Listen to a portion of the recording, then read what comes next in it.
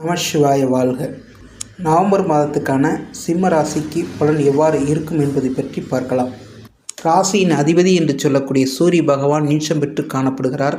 அதன் அடிப்படையில் இவர்களுக்கு ஒரு 15 நாளைக்கு நேரம் சரியில்லாத தன்மையை ஏற்படுத்தக்கூடிய அமைப்பு இருக்கிறது. அதே போன்று ராசியிலே கேது பகவான் இருப்பதும் ஒரு வகையில் அமைப்பை தடை செய்யக்கூடிய அமைப்பாக பார்க்கப்படுகிறது. ஆகவே இந்த மாதத்தில் பொதுவாக ராசியுடைய தன்மை சரியில்லாத காரணத்தினால் பொருளாதாரம் மற்றும் குடும்ப நிலையின் அடிப்படையில் பிரச்சனை ஏற்படுத்தக்கூடிய நிலை இருக்கிறது. வழிபாடின் அடிப்படையில் இவர்கள் சரி செய்து கொள்ளலாம். தொழில்நிலையில் என்ற அடிப்படையில் வருகின்றோம். தொழில்நிலை என்று சிம்ம ராசிக்கு 10ஆம் இடமாக வரக்கூடியது ரிஷபேடு. ரிஷப வீட்டின் அதிபதியாக இருக்கக்கூடிய சுக்கிர பகவான் ராசிக்கு 3ஆம் இடத்திலே ஆட்சி பெற்று காணப்படுவதன் அடிப்படையில் தொழில்நிலை மிகவும் அற்புதமான நிலை ஏற்படுத்துகிறது. முயற்சி வெற்றியடைகிறது. புதிய ஆர்டர்கள் கிடைக்கக்கூடிய நிலை ஏற்படுத்தும். தொழிலாளர்களுடைய ஒற்றுமை ஓங்கக்கூடிய நிலை இங்கே ஏற்படுத்தக்கூடிய அமைப்பு இங்கே இருக்கிறது. ஆகவே பொதுவாக இந்த மாதத்தில் தொழில்நிலையின் அடிப்படையில் மிகவும் அற்புதமான நிலையை பெற்று காணப்படுகிறது.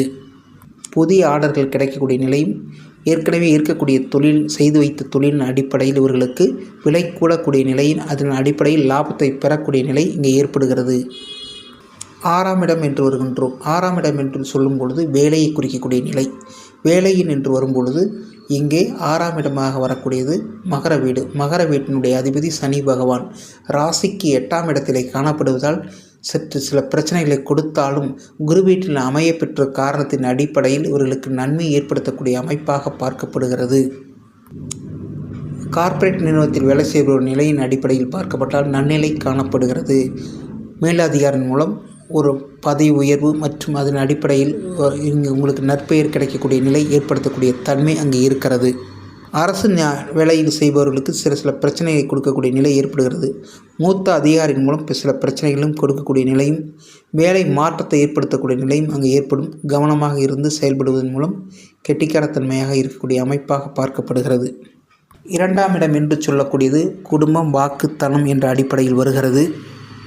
குடும்பம் என்ற அடிப்படையில் பார்க்கும்போது சனிபாருடைய பார்வையின் அடிப்படையில் சில குடும்பத்தில் பிரச்சனைகளும் சலசலப்புகளும் ஏற்படுத்தக்கூடிய நிலை ஏற்படும். குரு வீட்டிலிருந்து பார்ப்பதனால் பிற்பகுதியில் நன்மையை ஏற்படக்கூடிய அமைப்பு ஏற்படுகிறது. தனம் என்று வருகிறோம். தனம் என்று சொன்னால் பொருளாதாரத்தை கூட்டி கொடுக்கக்கூடிய நிலையின் அடிப்படையில் பார்க்கப்படுகிறது. சில பிரச்சனைகள் அங்கே ஏற்படக்கூடிய செய்யத்தான் செய்கிறது. பிற்பகுதியில் நன்மை விளையக்கூடிய அமைப்பாக பார்க்கப்படுகிறது.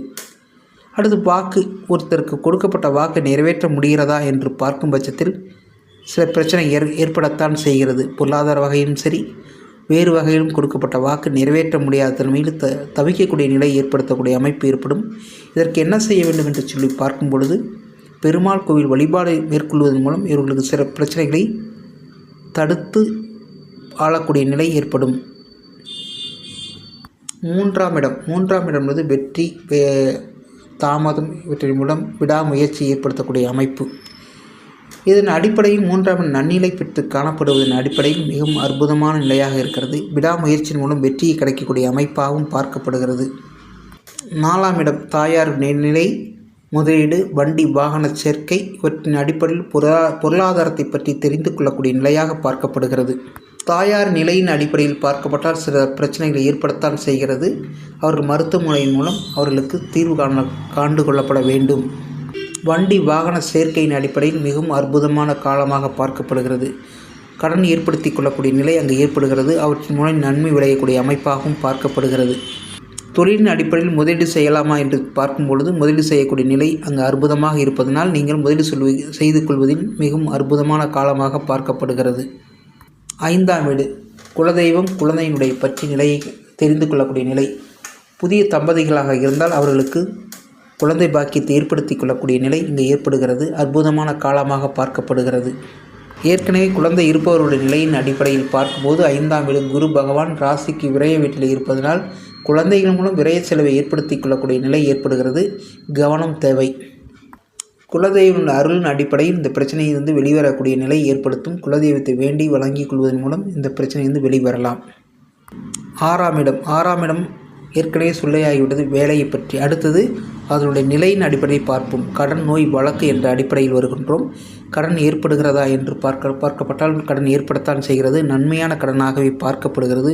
ஆகவே வண்டி வாகன சேர்க்கை, வீடு மற்றும் பொருளாதாரத்தில் போடக்கூடிய கடன் நன்மை கிடைக்கக்கூடிய அமைப்பாக பார்க்கப்படுகிறது.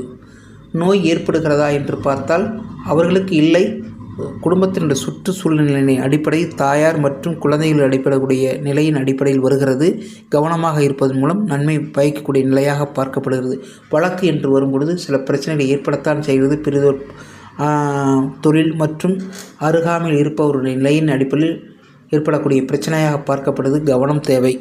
7ஆம் இடம் என்று வருகின்றோம். களத்திரஸ்தானம், அதாவது ஆணாக இருந்தால் பெண், பெண்ணாக இருந்தால் ஆண் என்ற அடிப்படையில் வருகின்றோம்.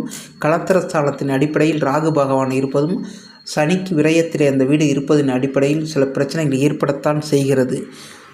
அப்படி இருக்கும் பட்சத்திலும் கூட அது சனி வீடாக வரும்போது சனி குரு வீட்டில் இருப்பதன் அடிப்படையில் இவர்களுக்கு நன்மை ஏற்படுகிறது.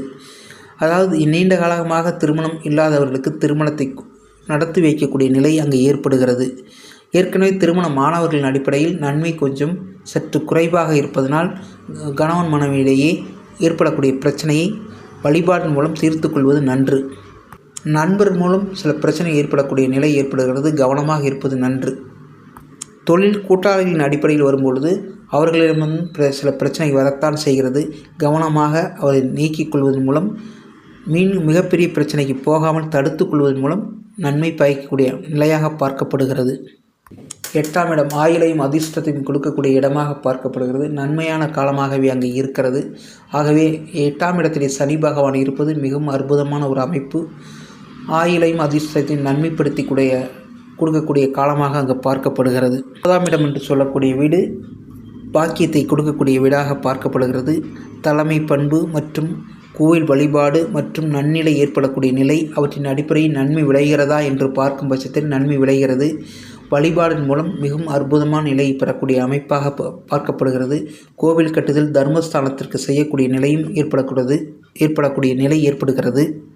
10ஆம் இடம் என்று பார்த்தாகிவிட்டது. 11ஆம் இடம் என்று வருகின்றோம். லாபத்தை குறிக்கக்கூடிய இடமாக பார்க்கப்படுகிறது. லாபம் வருகிறதா என்று பார்க்கும் பட்சத்தில் அந்த ஸ்தானத்தினுடைய அதிபதி புதன் பகவான் நன்னிலை பெற்று காணப்படுவதன் அடிப்படையில் இந்த மாதத்தின் இறுதி பகுதியில் மிகவும் அற்புதமான லாபத்தை கிடைக்கக்கூடிய அமைப்பாகவும் மகிழ்ச்சி தரக்கூடிய அமைப்பாகவும் பார்க்கப்படுகிறது. விரயஸ்தானம் என்று வரும்பொழுது விரயம் நன்னிலை விரயமாக இருக்கிறதா என்று பார்த்தால் நன்னிலை விரயமாகவே பார்க்கப்படுகிறது. நம சிவாய வாழ்க. புதிதொரு வீடியோவில் சந்திப்போம்.